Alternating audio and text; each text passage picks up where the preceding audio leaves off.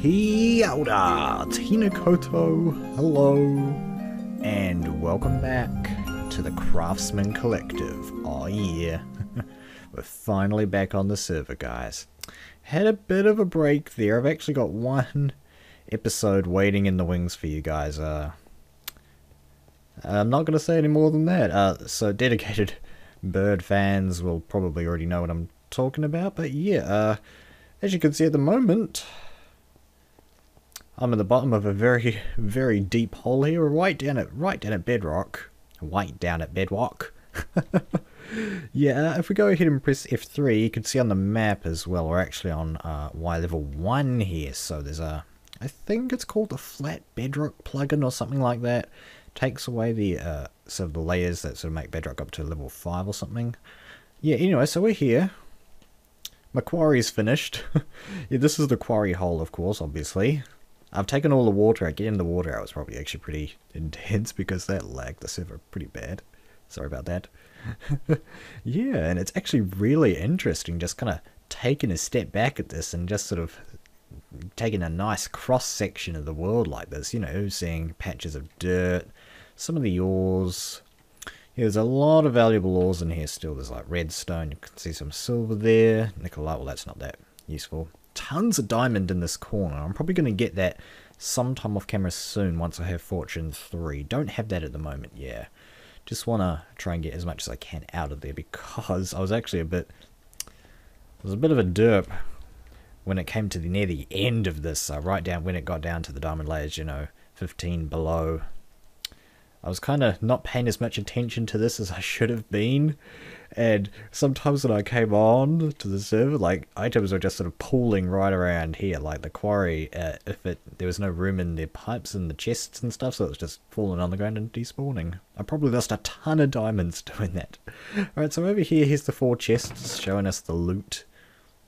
Got a lot of ores here, and we've got, yeah, 31 diamonds is the final count. Bit of tungsten, tons of ferrous. Ferrous isn't actually that useful in this version of the FTB mod pack.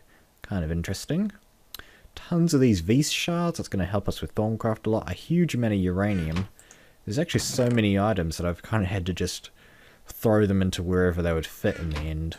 So I've got some nickelite in there and some coal. Tons of these rocky princesses and drones for if and when we get into bees.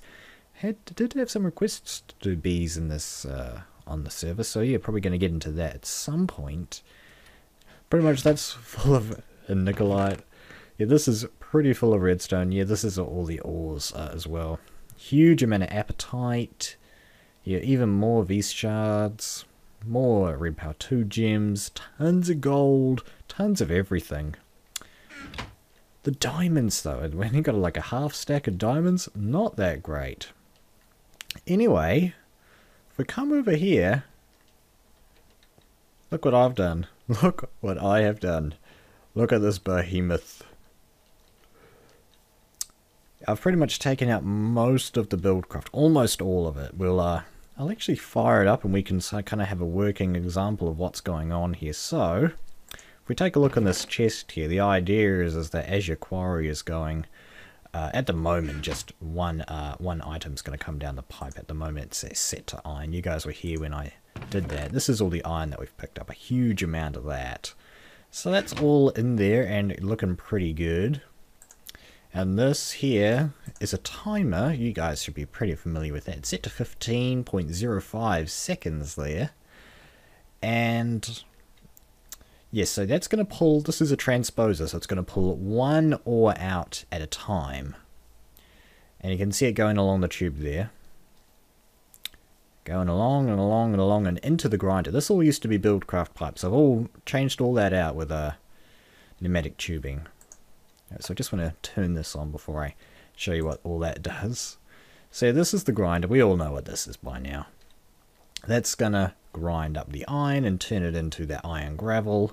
Then here we have a filter, which isn't set to anything, so it's just going to pull anything and everything out. And the reason that that's a filter and that's a transposer is because that only has to pull out one item at a time. Whereas this, there's a possibility for it to generate 2, so I want to pull them both out at the same time.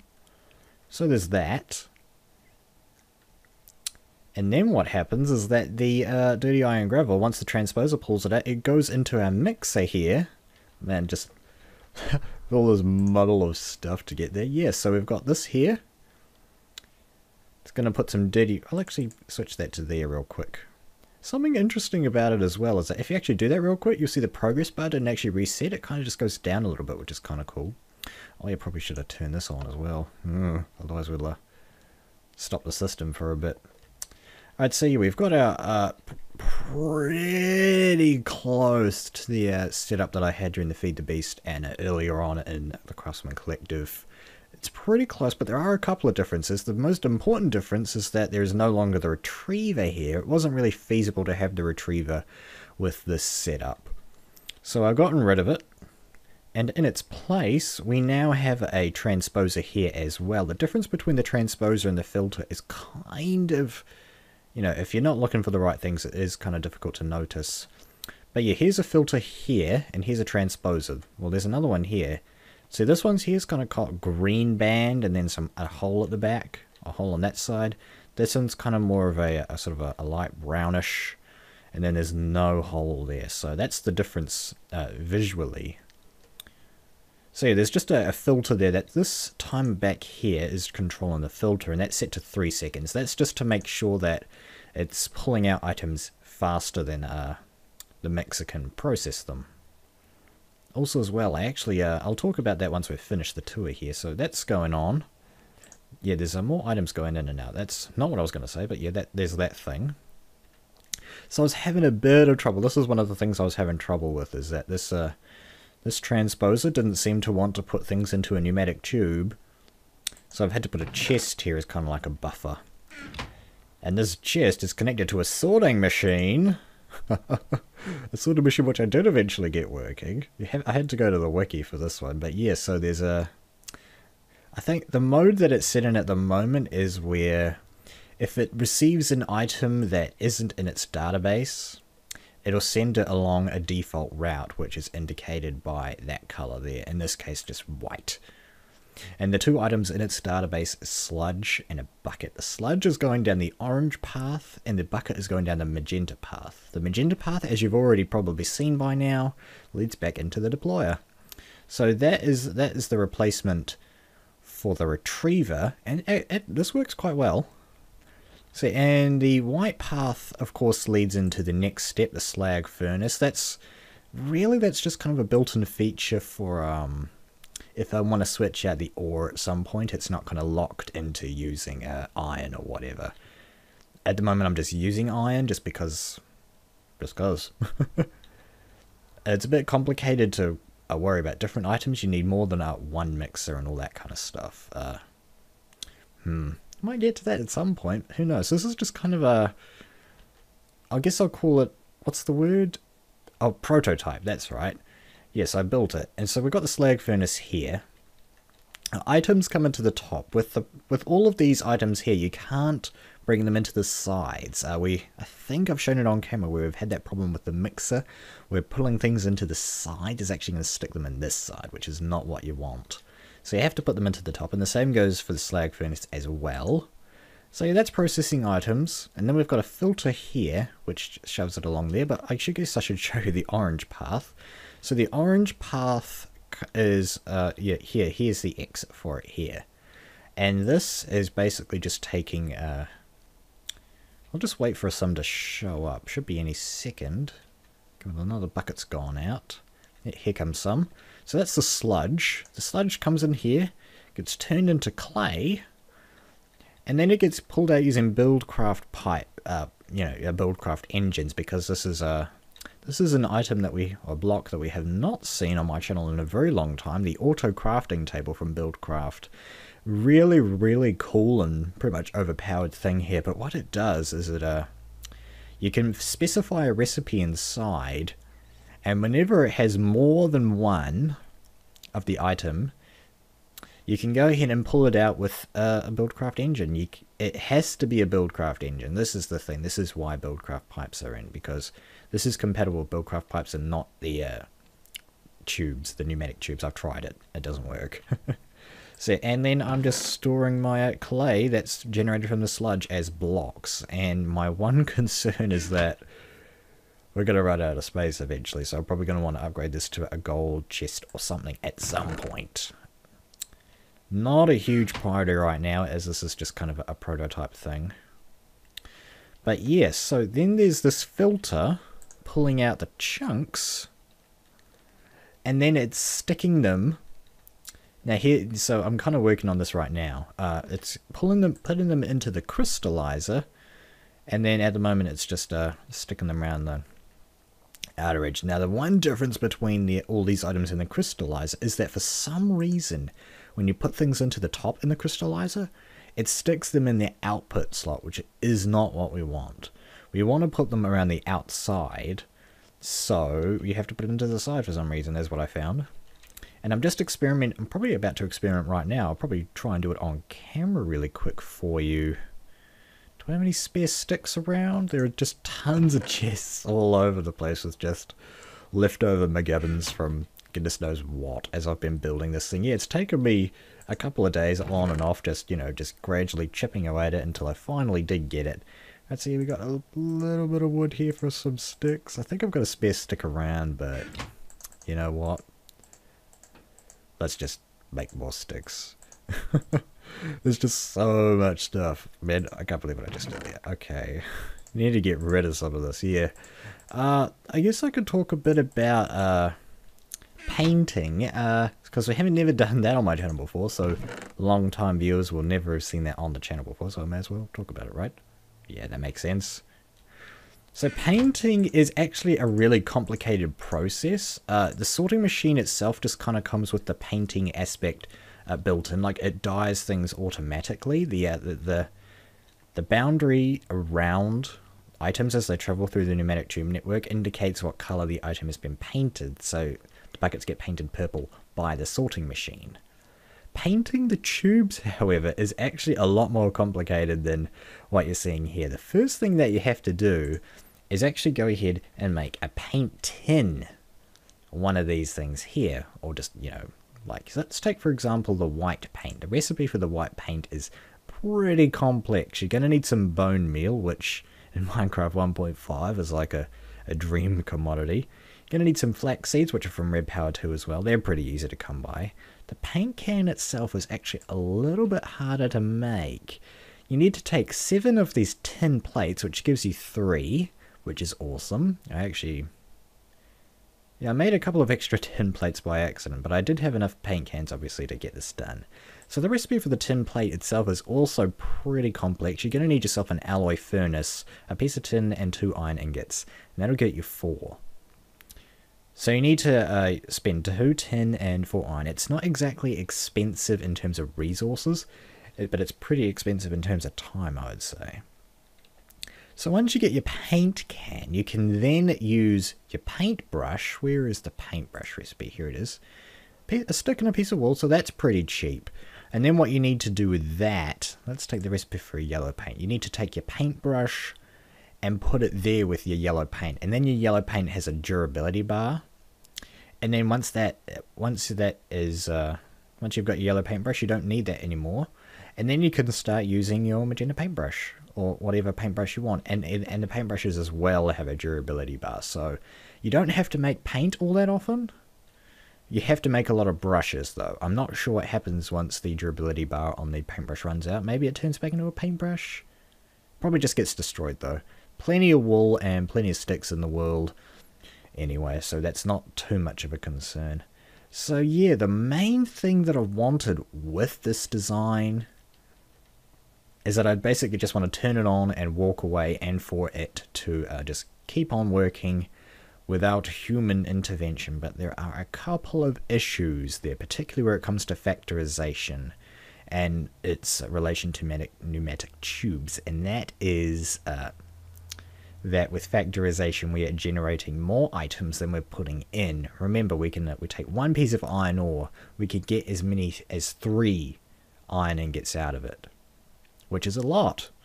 So basically at every step, because you take one of these, it can turn into 2 dirty iron gravel. There's a potential for the mixer to basically fill up you know, put an entire stack in here of dirty iron gravel. So the problem, what I'm saying is that eventually the mixer is going to run out of inventory, and items are still coming in, so where are they going to go? And that's why I've built in these systems here. This is an overflow protection. So if you don't know, pneumatic tubes, the way they work is that an item in a pneumatic tube is going to travel to the closest available inventory. And what that means is that any item in here is just going to automatically travel into the mixer, because the mixer is 1, 2, 3 blocks away. If the mixer is full though, it'll travel 1, 2, 3, 4 blocks and then into this chest. This chest is further away, so it's going to travel into the mixer first, and once the mixer is full, then items will start traveling into this chest. I can't open this chest at the moment because the filter is on top. See, so yeah, and connected up to the this clock here. Did I say this is 10 seconds? This is just connected into my 10-second network, I guess I'll call it. So yeah, any items in here, this is going to be like the dirty iron gravel chest overflow. And the idea is that once there's enough space, items are going to come out of here. They're just going to come around. They're going to try and go back into the mixer first. And if the mixer still doesn't have enough space, then it's going to go back into the chest. So that is the overflow protection that I've got set up here. There's one issue though with it, is that this isn't an infinite overflow protection. This does eventually have a limit in itself, but practically speaking, in terms of the speed that my quarry has been picking up iron and whatnot, that isn't a big concern for me right now. I might switch that out to a more powerful chest as well at some point if I get a more powerful quarry. But yeah, I just wanted to get the system up and running so that you guys can understand what's going on, so that I can understand what's going on. So far in my experimentation with this machine, I haven't actually managed to get anything to go into the overflow chest. I could probably try get that going if I sent more items down here. Even so, even as slow as it is, it's still just, you know, it's constantly working. That's the thing that I want about the system as well, is I just want it to constantly be working. So yeah, there's that. I guess I should show off the red alloy wire as well. So I've got the alloy wire going into this filter here. I've got glass covers and glass panes all over the place as well, so that you know, things stay separated the way that they're supposed to be. Got some jacketed wire here connected up to some redstone tubing. I'm not sure if I've talked about redstone tubing as well. Redstone tubing is a really cool item. No, I have talked about it. I did talk about it in Feed the Beast. So, but yeah, a basic run through for people who haven't seen my retro Feed the Beast is that it's like a pneumatic tube, except it carries a redstone current. Pretty cool. So yeah, that's how I'm getting the redstone pulse up to the filters on top of here, just using redstone tubes. Just kind of doing 2 jobs in one, which is great. Anything else to say about this? Oh yeah, so the red alloy wire is coming along here, hitting this filter and this deployer. And then it's coming along here. It's not touching this transposer. We don't want, well, it wouldn't matter too much, but yeah, just not having it touching it. And then I've got the, for a while I was having the sorting machine connected to the 10-second thing as well. But I was finding that it wasn't processing the items fast enough or sorting them. So I decided to hook it up to this one here, so I basically had to get this wire around without powering this. Was my main challenge. And once I kind of made this, I realized that this redstone tube's connected to the sorting machine, so it gets a double pulse anyway. Oh well, I kind of came up with a nice solution though, getting a jacketed wire here, and then a redstone tube here, up to there, and then it comes out of the tube, comes to this filter, and I did have it connected to the filter that was here, but as I said, found that out pretty quick. And where's my lever? So we'll try this out just to see if it pulls out. Oh no, well we already know the answer to that. It doesn't, because if it did, it'd be working already. Well, there's nothing to pull out regardless though anyway, so that's interesting. Yeah, there's one thing though, because at the moment I don't have any chunk loaders. What's the recipe for a chunk loader? That is pretty expensive from what I remember. Yeah. Well, it's not out of reach now, but I don't have any ender pearls. I don't have a single ender pearl. And, well, I think Rock's mob farm's got endermen set up in it, but I don't really want to use them because I'm a little nervous that they're going to teleport out or something. So, yeah, oh, that's right. So this is called the Factorisation-based ore processing system, otherwise known as FBOPS.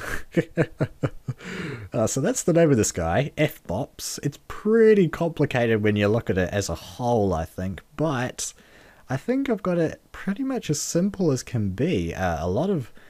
It's a great thing about red power is that whoa! Okay. Yeah, a lot of complicated, a lot of very simple devices can come together to really make a huge behemoth. I mean, just look at frame quarries, you know, that's a huge, great example for red power and just what it's capable of. But yeah, that's FBOPS. So what else are we going to do today? Let me just quickly check the time. I do have something else planned for today that I think we can get started on. But yeah, just let me check the time and I'll be right back. Oh, FBOPS, the tour of FBOPS has given me 20 minutes, or a little over 21 minutes of footage here, which is pretty insane. But I did have something else, as I said, planned for today. I think what I want to do is get started on the house. Captain Chaos has very, very generously allowed me kind of access to his massive, whoa, suffocating squid. Yeah, access to his, what do you call it? Wood supplies. He's got a huge amount of wood over in his castle, which we're going to check out in just a couple of minutes here. But yeah, so for those who haven't seen the earlier episodes, the plan, Stan, is to build a huge tree somewhere over there and then live on it. Yeah, so we need to get the tree out of the way. Well, I think a better way to do it would actually just kind of be to build a platform first of all. So I think we could get that platform out of the way today. I just got all this inventory from when I was working on the FBOPS. When I was working on FBOPS, it has a name now. Forevermore known as FBOPS. I'm going to need to move it at some point. Oh, that's something I wanted to say as well, is that it's not loaded at the moment because the quarry isn't working anymore, so I think the chunks aren't working anymore. That's what I was going to say with the chunk loader. Derp. Oh yeah, so I think I need to empty out my inventory, and I don't think I have much space around here. Okay, well here we go. This is decent.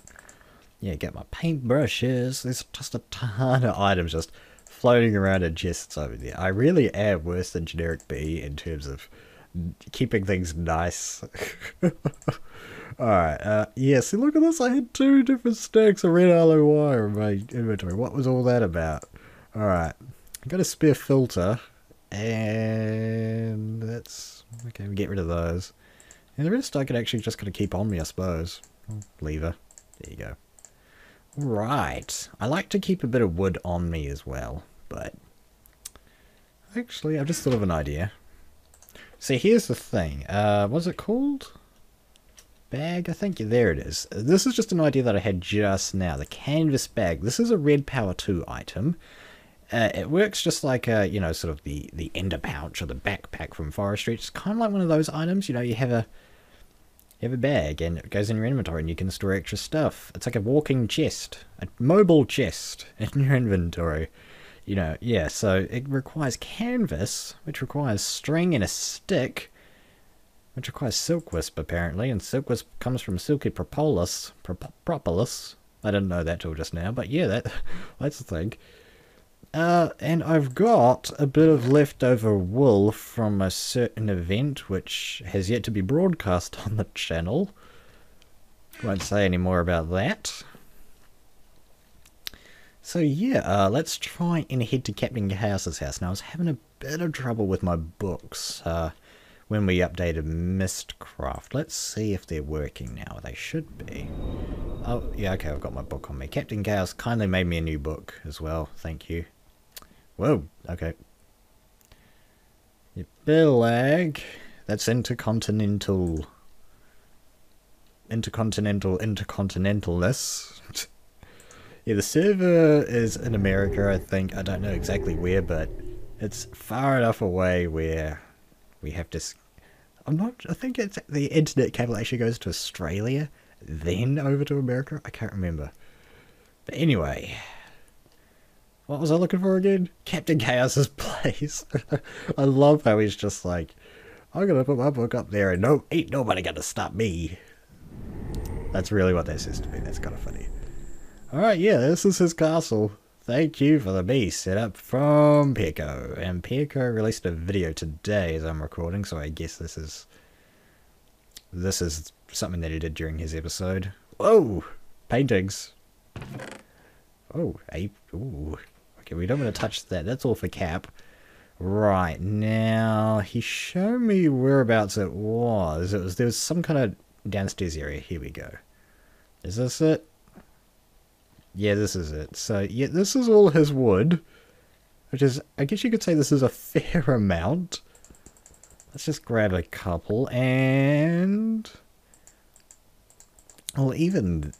So what I'm thinking of doing is not necessarily start in the tree building today, but I think I do want to, at the very least, well, at least head out to where it is.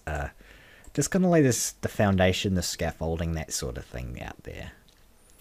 Alright, so I guess, well, we've got a bit of wood, a bit of dirt. Probably going to need more dirt at some point, but we've got enough for now.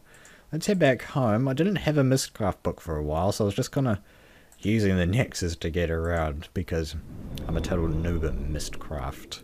If you want to watch other people on the server play with Mistcraft, go and watch them. I wish I could say the same for Turtles. Oh man, I shouldn't say that. Oh, I shouldn't say that. He's got this kind of a debate going on. Turtles versus quarries. And as a Minecraft commentator, I'm not supposed to have an opinion on either or. Gotta try and appeal to everybody. See, when I first came out here, I noticed that there was this perfect patch, just kind of where there was just like nothing in the middle of the ocean.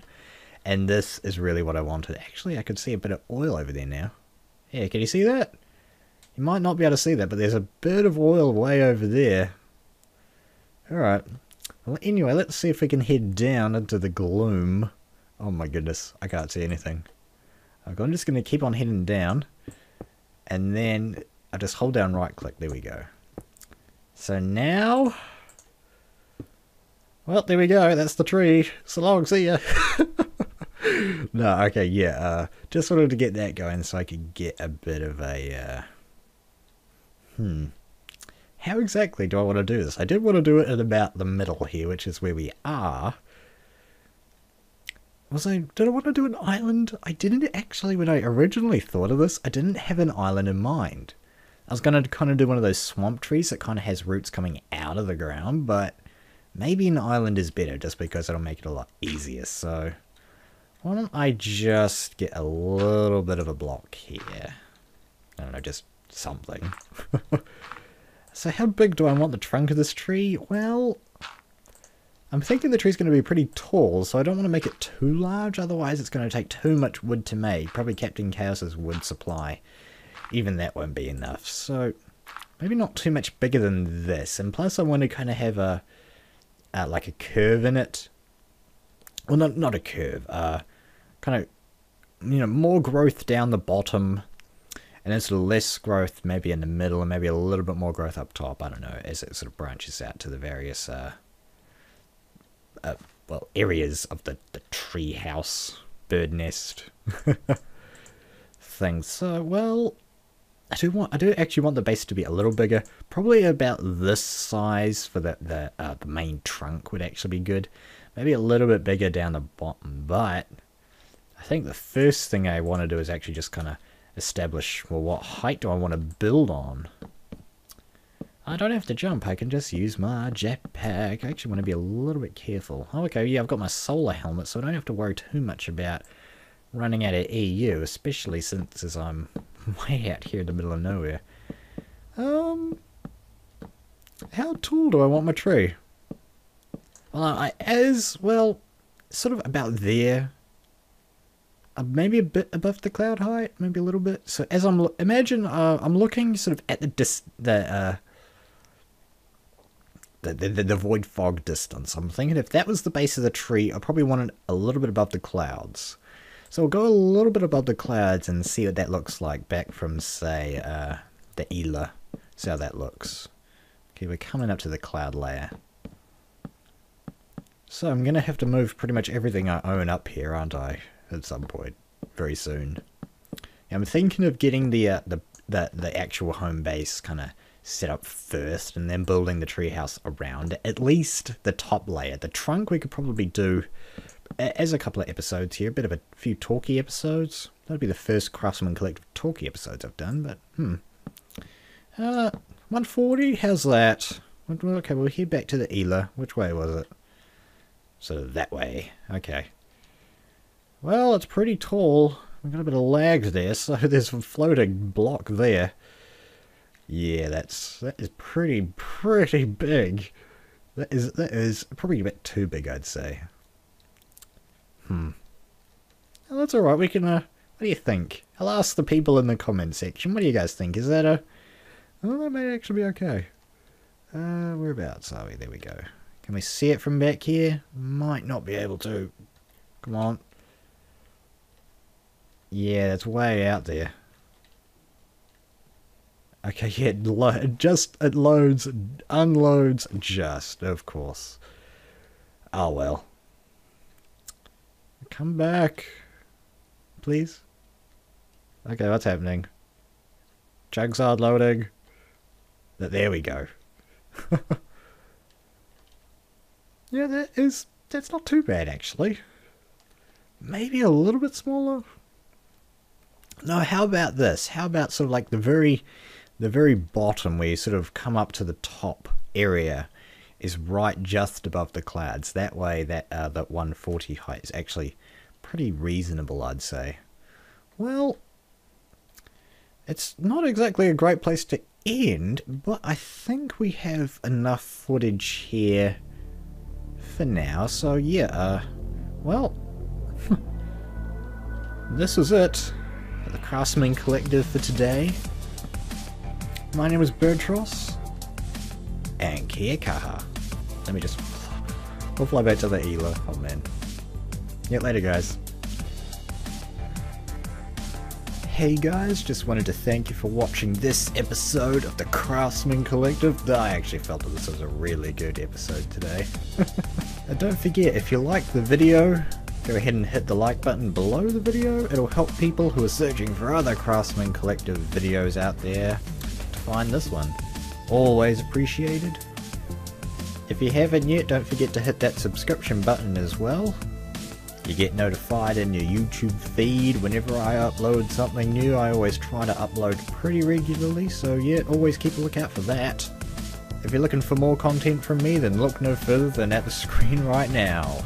The top video there is going to take you to the previous Craftsmen Collective video where we were doing a bit of a work on the prototype of FBOPS.